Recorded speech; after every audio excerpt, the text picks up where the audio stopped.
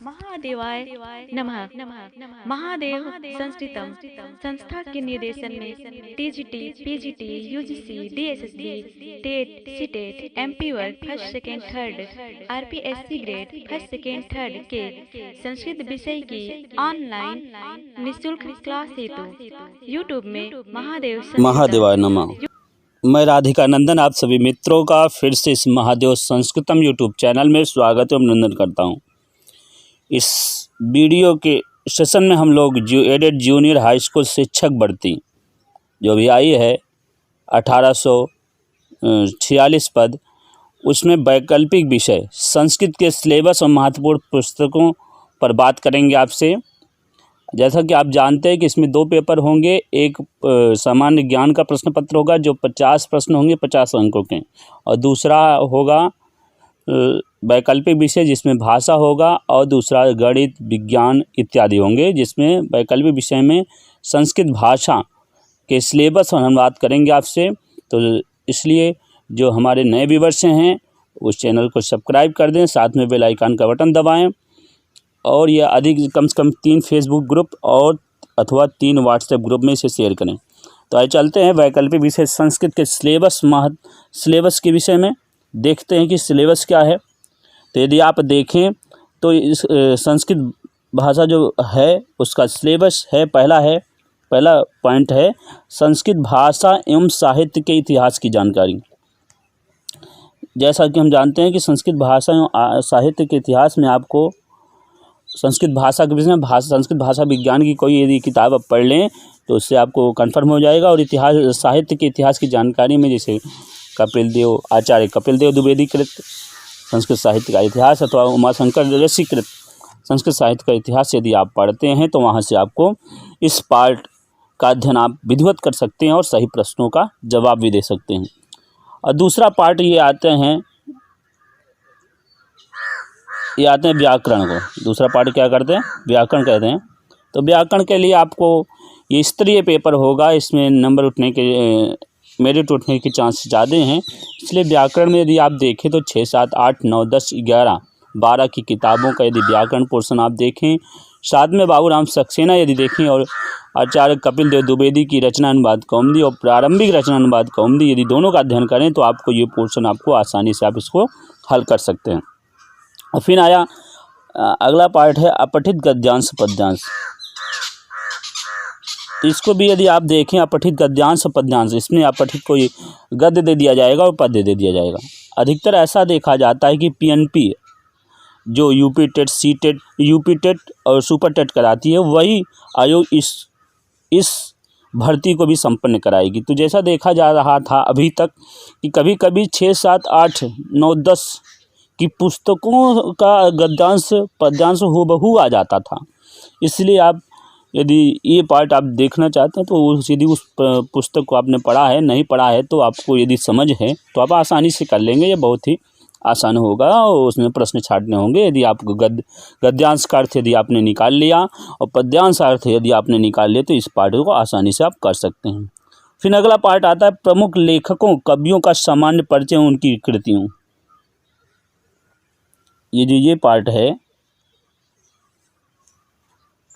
कि प्रमुख लेखकों जैसे कालिदास हुआ, बाणभट्ट हुआ, ठीक है, इत्यादि भास हुए, इनके प्रमुख लेखक जो हैं संस्कृत साहित्य के इतिहास में भारवी हुए इत्यादि का इनका सामान्य परिचय बोले तो उनकी जन्म तिथियाँ, माता पिता और समय, उनकी प्रमुख विशेषताएं और उनकी कवियों के सामान्य परिचय यदि उसके बाद उनकी कृतियाँ जैसे कालिदास की प्रमुख कृतियाँ जो 7 हैं उनका एक सामान्य अध्ययन, कितने अंक होते हैं, कौन सा रस प्रधान होता है, नायक कौन है, नायिका कौन है, कथानक कितने हैं, ये सारी बातें यदि आप जान लिए तो इस पार्ट को भी आप आसानी से कर सकते हैं।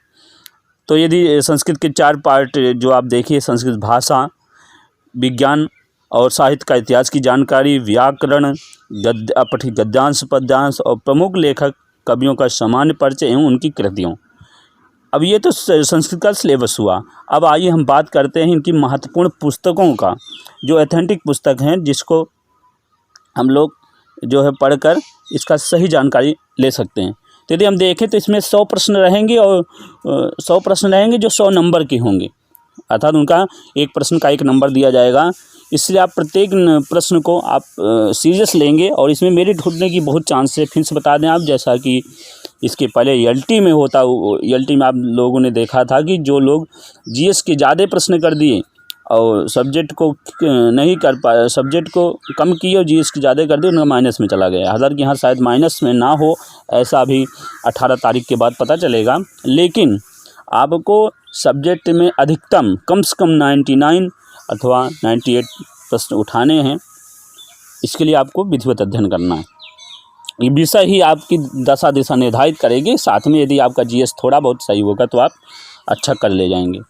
फिर आइए, अगर संस्कृत व्याकरण की प्रमुख पुस्तकों का यदि बात करें तो सर्वप्रथम आपको यूपी बोर्ड 6, 7, 8, 9, 10, 11, 12 का अध्ययन करना चाहिए, क्योंकि यहाँ से ये पूछे जाने की उम्मीद है। क्योंकि इस जो आयोग अर्थात पीएनपी इस परीक्षा का आयोजन कर रहा है, वह उसकी परीक्षाओं में अक्सर देखा जाता है कि 6, 7, 8, 9, 10 की पुस्तकों से ही गद्यांश पद्यांश ले लिए जाते, तो वहाँ से आपको अध्ययन करना चाहिए यदि आप संभव हो सके तो, अर्थात यूपी बोर्ड की किताबों का अध्ययन आपको करना चाहिए। फिर प्रारंभिक रचना अनुवाद जो ये भी आपको पढ़ना चाहिए, जो कपिल देव द्विवेदी की है, क्योंकि यहाँ से अनुवाद पूछे जाएंगे और वहाँ पे आप अनुवाद में ही अक्सर छात्र गलतियाँ करते हैं, तो ये भी आपको पढ़ना चाहिए। फिर रचना अनुवाद कौन सी, दोनों कपिल देव की रचनाएँ हैं जो एक संस्कृत व्याकरण की रीढ़ की हड्डी मानी जाती है, अर्थात इसका अध्ययन आपको नितांत ही आवश्यक है।